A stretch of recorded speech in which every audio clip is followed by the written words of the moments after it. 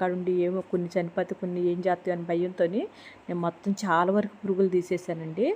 అవి ఎలా అక్కడే మెడిసిన్ అవన్నీ వేసేసానండి. ఇంకా ఎందుకంటే నేను ఇప్పుడు దమ్ పెట్టే కాడ కాస్త చీకటిగా ఫుల్ వీడియో చూసిన వాళ్ళు కంపల్సరీగా నా మెసేజ్ చేయండి. మీ సలహాలు ఏమన్నా ఉన్నా కూడా నాకు చెప్పొచ్చు మీరు. అంటే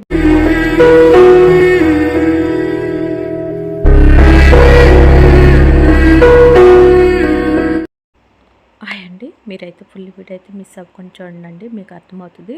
మన పిల్లలు అంటే తమిళ చూస్తే అర్థమయ్యే ఉంటుంది మీకు ఆల్రెడీ.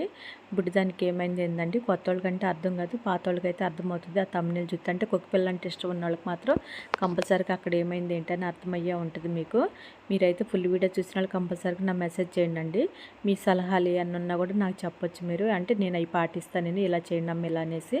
నాకు తెలిసిందైతే ఇంక నేను ఆ బుడ్డి చిన్నది కదండి, అందుకని నేను హాస్పిటల్ తీసుకొని వచ్చా. వేరే ట్రీట్మెంట్ ఒకటి ఉందిలే కానీ అదైతే నేను పెద్దోళ్ళ మీదే చేస్తాను నేను. అంటే మానిపోద్ది అది, కానీ చిన్నపిల్ల కదా ఆమె అసలుకి ఏం తిన్న కూడా తినలేదు, బాగా డల్ అయిపోయి ఉంది.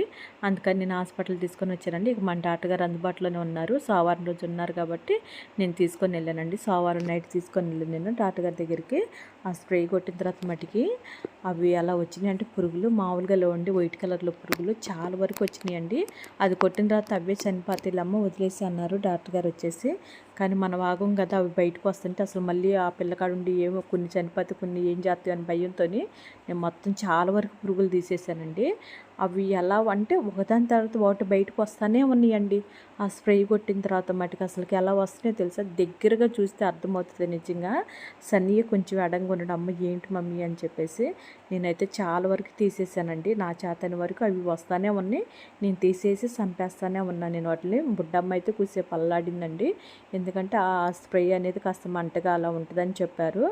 అయినా సరే ఏం చేస్తాం మరి, తప్పదు కదండి, పసిపిల్ల వచ్చేసి నెల 15 రోజులే. అందుకనేనండి నేను కూడా ఇంకా నాకు ఒకటి తెలుసు అన్నా కదా ట్రీట్మెంట్, అది నేను బుడ్డమ్మ మీద చేయలేదు, నేను పెద్దోళ్ళు అంటే పర్లేదు, చిన్నపిల్ల కదా ఏం కూడా తినలేదు కదా అని చెప్పేసి ఇంకా బుడ్డమ్మని హాస్పిటల్కి తీసుకొని వచ్చానండి. అది నా భయం వేసి, పిల్లని చూస్తే అంత డల్గా ఉంది కదా, ఎలా తట్టుకుంటుందేమో అసలుకి చాలా బాధేసింది.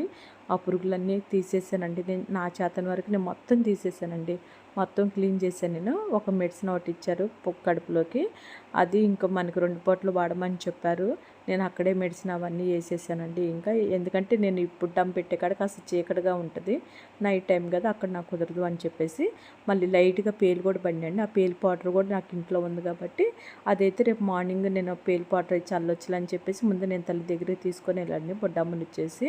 ఇంకా తల్లి అయితే ఇంకా అంటే ఆ స్మెల్ పట్టేసి ఏమైంది ఏంటని చెప్పి అన్నీ చెకింగ్ చేస్తుంది. బొడ్డమ్మ ఇక్కడ తీసుకొచ్చిన పాలు పోయంగానే కామ్గా పాలు తాగేస్తుందండి.